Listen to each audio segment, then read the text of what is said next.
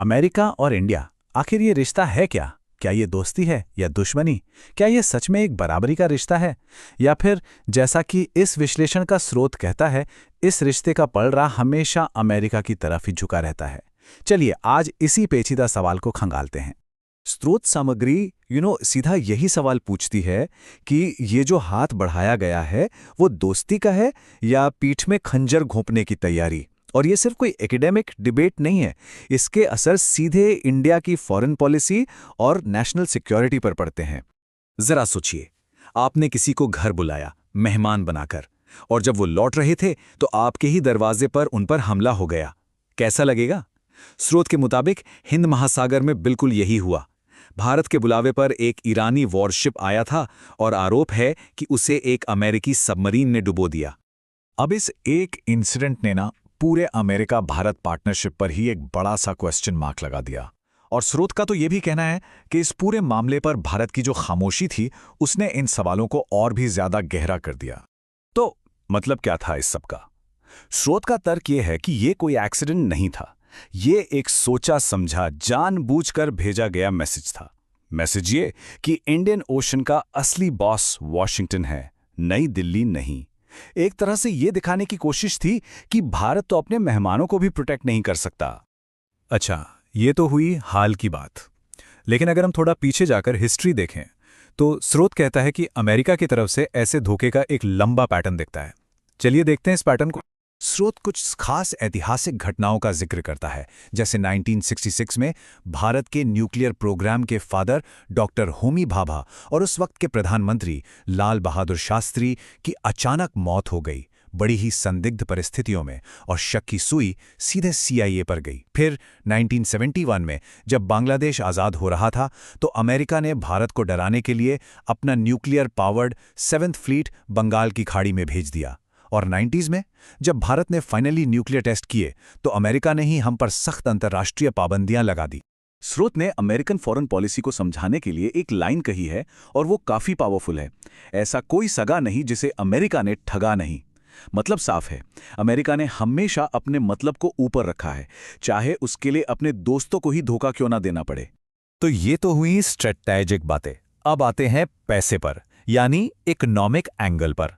स्रोत का दावा है कि अमेरिका फाइनेंशियल प्रेशर को एक हथियार की तरह इस्तेमाल करता है। याद है जब ट्रंप एडमिनिस्ट्रेशन ने भारत को टैरिफ किंग का टाइटल दे दिया था?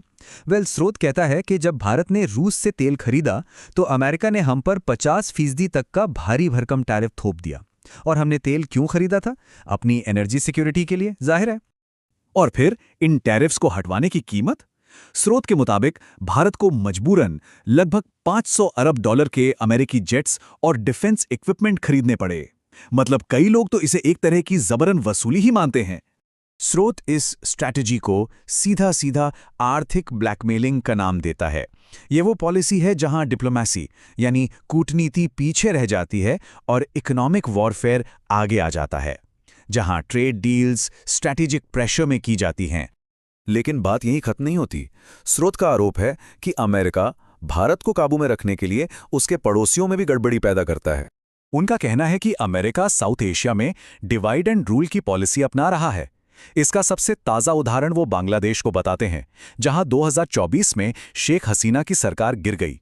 आरोप यह है कि इसके पीछे अमेरिका का हाथ था, क्योंकि शेख हसीना ने सेंट मार्टिन्स आइलैंड पर अमेरिकन मिलिट्री बेस बनाने से मना कर दिया था। तो मकसद क्या है? मकसद ये है कि भारत को ऐसी सरकारों से घेर लो जो अस्थिर हों और भारत विरोधी हों। अब आते हैं स्रोत के सबसे डायरेक्ट, सबसे सीधे आरोप पर। वो ये कि अमेरिका उन लोगों की मदद करता है, उन्हें प्रोटेक्ट करता है जो भारत की सिक्योरिटी के लिए सीधा खतरा हैं। स्रोत यहां एक डबल स्टैंडर्ड का बिल्कुल साफ एग्जाम्पल देता है।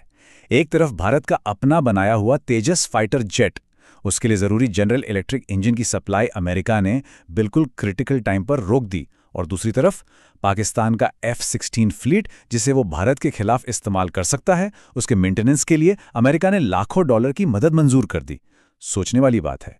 इसके अलावा स्रोत का यह भी आरोप है कि अमेरिका गुरपतवंत सिंह पन्नू जैसे भारत विरोधी लोगों को फ्रीडम ऑफ स्पीच के नाम पर सेफ हेवन देता है, उन्हें बचाता है। और लॉजिक क्या है इसके पीछे? लॉजिक ये है कि इन लोगों को एक रिमोट कंट्रोल की तरह यूज किया जाता है। जब भी भारत अमेरिका की बात ना माने तो इस रिमोट का बटन दबाकर प्रेशर बनाया जाता है। तो अगर हम इन सारे पॉइंट्स को एक साथ जोड़कर देखें तो स्रोत अमेरिका के खिलाफ क्या केस बना रहा है? चलिए इसका एक क्विक रिकैप करते हैं। स्रोत का केस इन चीजों पर खड़ा है। पहला, भारत के अपने इलाके में दुश्मनी भरे काम करना। दूसरा, स्ट्रेटेजिक तौर पर भारत को नुकसान पहुंचाने का एक पूरा इतिहास। तीसरा, इकोनॉमिक प्रेशर और ब्लैकमेलिंग। चौथा, भारत के पड़ोस को अस्थिर करना। और पांचवां, भारत के दुश्मनों की सीधे तौर पर मदद करना। इन सारे आर्ग्यूमेंट्स के बाद स्रोत का फाइनल कंक्लूजन क्या है? उनका कहना है कि भारत, सच पूछो तो, किसी भी सहयोगी पर पूरा भरोसा नहीं कर सकता। असली सिक्योरिटी, असली सॉवरेनिटी तो तभी आएगी जब भारत स्ट्रेटेजिक तौर पर पूरी तरह से आजाद हो। मतलब एक ऐसी सिचुएशन जहां भारत अपने फैसले बिना किसी बाहरी दबाव के सिर्फ और सिर्फ अपने नेशनल इंटरेस्ट को देखकर ले। तो हम घूम फिरकर वापस वहीं आ जाते हैं अपने पहले सवाल पर। इस स्रोत द्वारा दिए गए सारे तर्कों को सुनने के बाद अमेरिका और भारत के रिश्ते को क्या कहा जाना चाहिए? क्या यह सच में एक पार्टनरशिप है या एक ऐसी दुश्मनी जो दोस्ती के पर्दे के पीछे छिपी है? इस विश्लेषण के बाद इसका फैसला तो अब आप ही को करना है।